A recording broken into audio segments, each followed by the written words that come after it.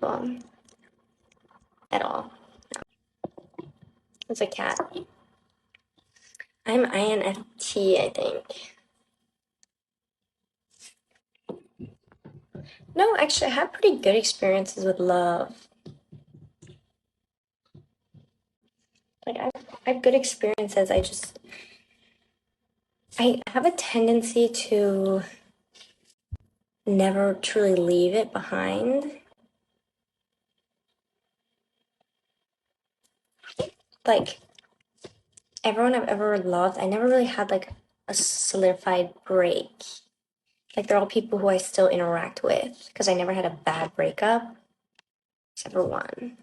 Not breakup, but like situationship. But yeah, they're my real teeth. This one's crooked. Um, I just think, no, I'm not in love with my exes. I was so afraid of being like abandoned that I never fully stepped away. Like I'm so really close to my ex's mom, and like I'm so like my ex from like 4 years ago called me the other day and we had like an hour-long conversation. The only bad breakup I've ever had, I was cheated on. It's the only bad one I've ever had. And even then I kind of just walked away. Like it wasn't really a fight. But yeah, like I'm really close to my ex's mom. I still talk with my first ex ever. Like we're good friends. Like they're awesome. My second ex, she just texted me today, being like, "Oh, I miss California, blah blah." I was like, "Coming time," it just was never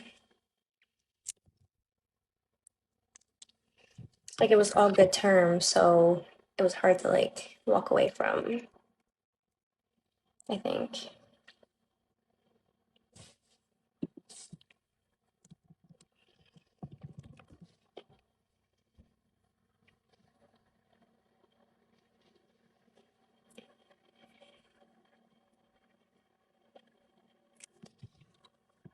It's kind of like three loves maybe,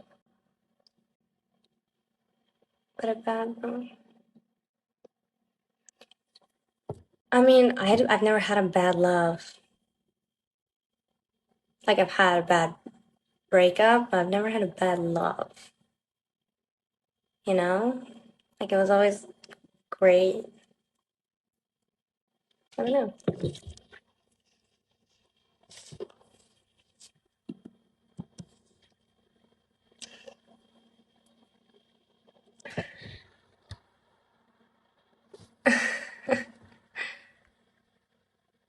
Equal. That's the next one that teaches. I don't know. I don't need to be taught anything. Like I think I have a pretty firm understanding of what I like and what I want. Like I've never let someone treat me badly, and the only time I've ever been treated really badly, I walked away. I think platonic versus romantic are just different, but it's not like I prefer one over. I think both are equally important to some degree. I think platonic love is more important because it's more consistent. I was cheated on. It was tough. It was really like, it was hard on my ego, guys. Not gonna lie. Really, I did not like that. But I walked away. No, I've never cheated. I found out in a somewhat toxic way, but I already knew. Do you ever just know something? Like, I knew.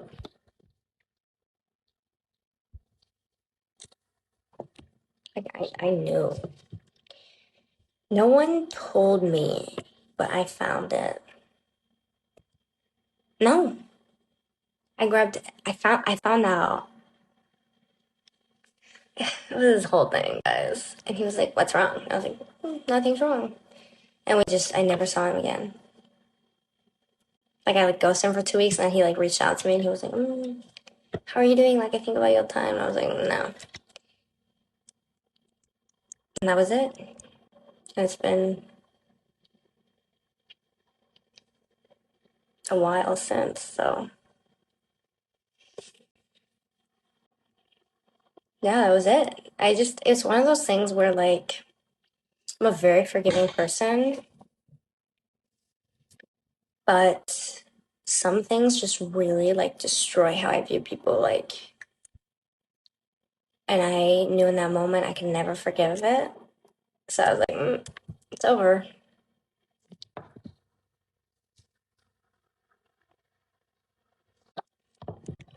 Also, the person, no, not at all. We don't talk at all anymore.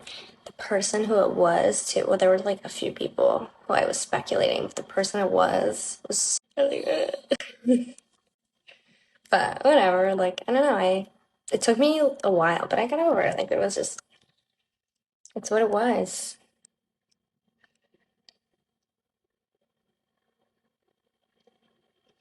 No, I don't think I place it on others. Everybody's different. Like, you can't let the damage of something, like, I was not perfect, trust me. But you can't let the damage of something restrict your future, I think. You just woke up. But I say I'm pretty stoic. Yeah, I actually am. It's funny because I think I'm very hyper emotional on TikTok, but it's because I can, like, I don't know, I can be emotional because it feels disconnected. But, like, in reactionary settings, like when I found out, I was like, wow. And then I walked away very quickly. I'm super emotionally available, like too emotionally available. I just mean I'm very stoic, like in the sense where I can handle, like I can bottle my emotions really thoughtfully, such as how I write poetry instead of like yelling at someone, you know, or like I write poetry instead of doing other things sometimes. I'm like almost 5'10", 5'10"-ish. No, I didn't even, oh, it's my biggest regret that I didn't yell. Like, I didn't get mad. Like, I wish I couldn't. I was so, I think when I get angry, it's more like devastation.